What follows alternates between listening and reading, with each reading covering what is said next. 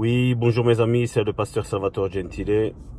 Je vous souhaite une excellente journée. Aujourd'hui nous sommes vendredi, dernier jour de semaine où peut-être il est 14h28, beaucoup de personnes peut-être vont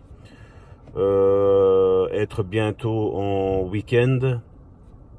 Et j'aimerais bien faire une réflexion avec vous. Elle se trouve dans le livre de Matthieu, où Jésus dit « Venez à moi, vous tous qui êtes fatigués et chargés, et je vous donnerai du repos ». C'est un passage biblique qui est pris bien souvent pour les personnes qui ne connaissent pas Dieu, qui sont le sujet de toutes les attentions. Mais si nous regardons le contexte de tout ce passage, nous voyons très bien que Dieu ne s'adressait pas à des nouveaux convertis. Dieu s'adressait à ses disciples qui étaient censés avoir une certaine stature, et Jésus leur dit « Venez à moi, vous tous qui êtes fatigués et chargés ».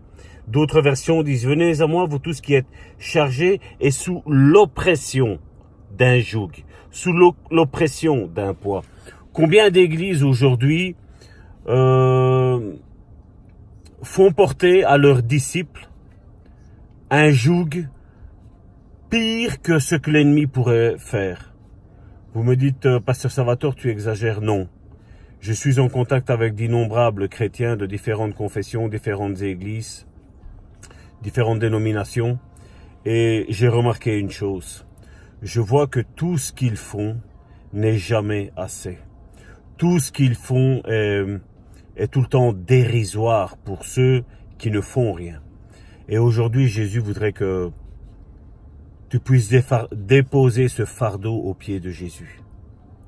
Parce que Jésus nous a demandé de rien faire. Vous allez me dire, mais Salvatore, si, les œuvres, oui, je sais, les œuvres.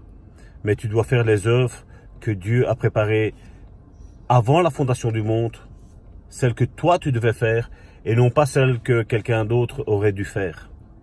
Et bien souvent, je remarque que on est rentré dans un système où s'il faut faire de l'évangélisation, tout le monde doit la faire. S'il faut avoir un moment de prière, d'intercession, tout le monde doit le faire. Vous savez, l'intercession est quelque chose de très important. Vous savez que l'intercession, c'est se mettre devant Dieu pour protéger ceux qui sont derrière, ceux dont Dieu avait décidé de foudroyer. C'est ce qu'Abraham a fait. Et bien souvent, des nouvelles personnes arrivent et on les met directement dans des cellules d'intercession. Vous savez que pour être dans une cellule d'intercession, il faut une certaine stature. Et après, nous tombons dans ces raisonnements où un chrétien ne peut pas être découragé. Un chrétien ne peut pas tomber en dépression. Et justement, ce passage biblique, c'est ce qu'il nous dit. C'est ce qu'il nous dit. Oui, un chrétien peut être découragé. Oui, un chrétien, un disciple, peut être en dépression. Oui, Job l'a été. Jésus l'a été lui-même aussi. Et malheureusement, nous avons aujourd'hui beaucoup de gourous, parce que ce sont des gourous, ce ne sont pas des pasteurs. Ce sont des gourous qui mettent un poids sur les épaules du peuple de Dieu. Eux-mêmes ne sont pas le peuple de Dieu, mais ils mettent ce poids sous le peuple de Dieu. Et mes amis, mes chers amis, je voudrais attirer votre attention que Jésus a dit « Prenez mon joug ». La suite de ce verset dit « Prenez mon joug est doux, mon joug est léger ». Combien j'ai entendu de mes oreilles, et j'ai vu de mes yeux aussi. Certains dire « Voilà, tu dois mettre la dîme ».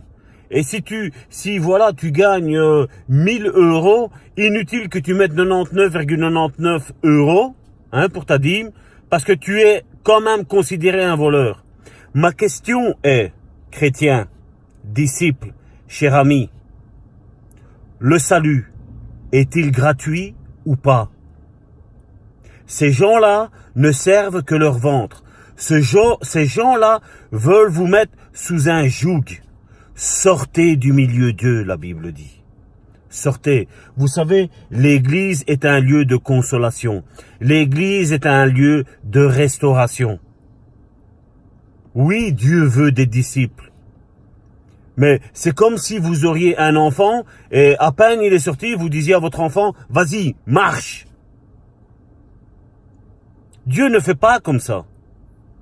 Dieu sait vos capacités. Dieu sait votre passé. Dieu sait ce que vous avez subi. Et arrêtez de vous mettre sous le joug de l'ennemi. Sortez de ces églises.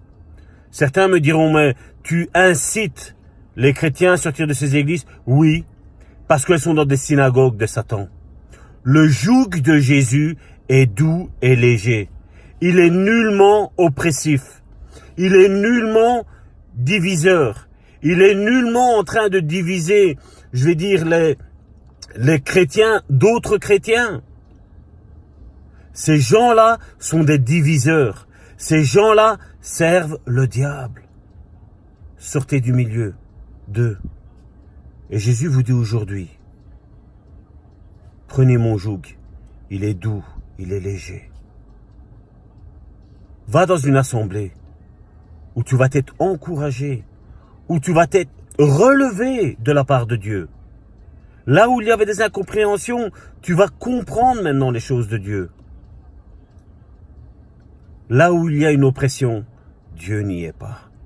Là où il y a la division, Dieu n'y est pas. Là où il y a le doute, Dieu n'y est pas. Combien de chrétiens sont dans des églises et ne sont même pas sûrs d'être sauvés? Et d'autres font tout et n'importe quoi et eux disent être sûrs d'être sauvés.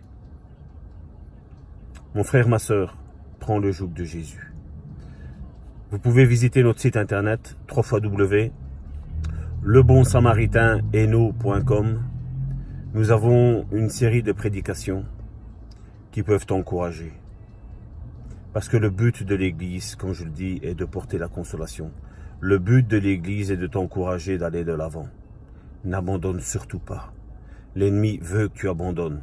Peut-être même celui que tu appelles ton pasteur veut que tu abandonnes. Dieu ne veut pas que tu abandonnes. Venez à moi, vous tous qui êtes fatigués et chargés, et je vous donnerai du repos. Prenez mon joug, parce que mon joug est doux et léger. Soyez bénis. Dieu vous bénisse grandement et un bon week-end.